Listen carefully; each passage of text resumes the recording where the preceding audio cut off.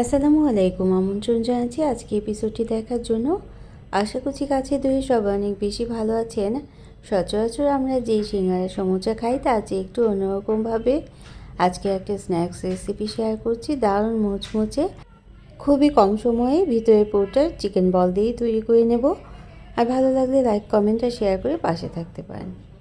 এখানে 1 কাপ পরিমাণ আটা নিয়ে নিলাম, সামান্য লবণ নিয়ে নিলাম এবং মরিচের গুঁড়ো, জিরে গুঁড়ো নিয়ে নিলাম এবং তেল দিয়ে দিয়েছি 2 টেবিল চামচের মতো। তেল দিয়ে সবগুলো উপকরণ একসাথে প্রথমে মিশিয়ে নিতে হবে আর তারপর অল্প অল্প পানি দিয়ে ডোটা তৈরি করে নিতে হবে। তো আজকের এই রেসিপিটা একটু কিন্তু অন্যরকম, খুব বেশি মুচমুচে হবে আর অনেকক্ষণ পর্যন্ত এই মুচমুচে ভাবটা থেকে যাবে ঠিক এভাবে করে তৈরি করে নিলে। তো আমি যেভাবে করে ডো তৈরি করতে হয় ঠিক সেভাবে করে মধ্যে মধ্যে তৈরি করে নিলাম। আধা কাপের একটু বেশি পানি লেগেছিল 1 কাপ আটার জন্য। তারপর 4টা অংশে ভাগ করে আমি রুটি তৈরি করে নেব এবং রুটি থেকে ছোট একটা বাটি দিয়ে গোল গোল অংশে কেটে নেব। আর ভিতরে পুরোটা আজকে চিকেন বল দিয়ে তৈরি করে নেব। ফ্রিজে যদি চিকেন বল তৈরি করা থাকে তাহলে খুব কম সময়ের মধ্যেই এই স্ন্যাক্সটা তৈরি করে নেওয়া যাবে। তো এভাবে বাটি দিয়ে কেটে নেব এবং কাটা অংশগুলো দিয়েও কিন্তু আমি পরে আবারও রুটি তৈরি করে স্ন্যাক্স তৈরি করে নিয়েছিলাম। প্রথমে আমরা বাটার দিয়ে দিলাম এবং তারপর আটা ছড়িয়ে দিতে হবে। আটা ছড়িয়ে দেওয়ার পর আরও কিছু বাটার আমি দিয়ে দেব।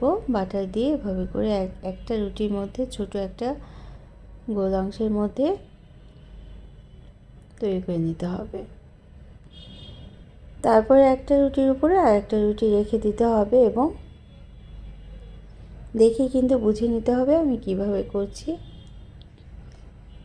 একটা রুটির উপরে আরেকটা রুটি রেখে চিকেন বলটা রেখে দিলাম। একটা ছুরি দিয়ে চারদিকের অংশগুলো এভাবে করে কেটে নিতে হবে। একটা ফুল তৈরি করার চেষ্টা করছি। তারপর এভাবে করে আটার অংশটা চারদিক থেকে আটকে দিতে হবে। চিকেন বলের সাথে চারদিকটা আটকে দিতে হবে। তো এভাবে একটা ফুলের মতো হলেই কিন্তু হয়ে যাবে। দেখলেন তো কত সহজেই স্ন্যাক্সটা তৈরি করে নেওয়া গেল। এটা দেখতে যেমন সুন্দর লাগছে, খেতেও কিন্তু অনেক বেশি মুচমুচে হয়েছিল, যেহেতু আমরা বাটারের যে পোর্শনটা দিয়েছি এই জন্য। একটু অন্যরকমভাবে আরেকটা করে নিচ্ছি।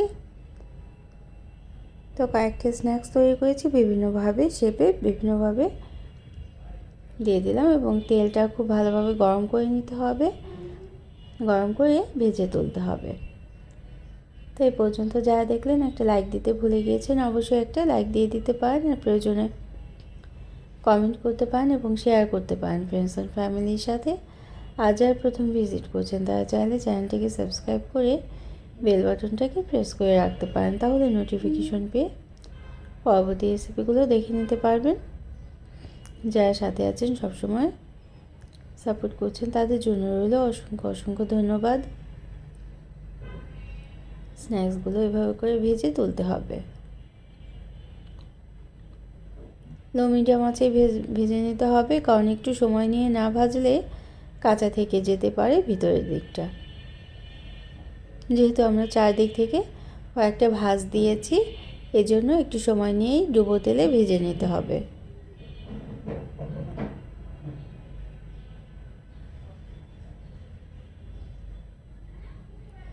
বিকেলে নাস্তায় যদি হঠাৎ করে কিছু খেতে ইচ্ছে করে তাহলে কিন্তু চায়ের সাথে একেবারে জমে যাবে এই দারুণ মুচমুচে স্ন্যাক্সটা।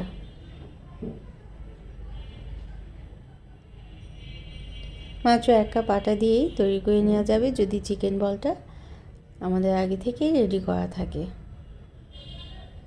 তো এভাবে মুচমুচে করে ভেজে তুলে রাখতে হবে।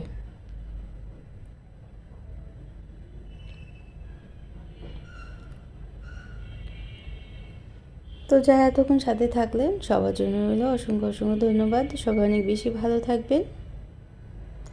অন্য কোনো দিনে অন্য কোনো রেসিপি নিয়ে আসবো। সেই পর্যন্ত সবার জন্য অনেক অনেক শুভকামনা। অনেক বেশি ভালো থাকবেন। বৃষ্টির দিনে চায়ের সাথে একেবারেই জমে যাবে এই মুচমুচে দারুণ স্ন্যাক্সটি। বাচ্চাদের স্কুলে টিফিনেও দিয়ে দিতে পারেন, মেহমানদারিতেও ভালো লাগবে। Thanks for watching. Allah Hafiz.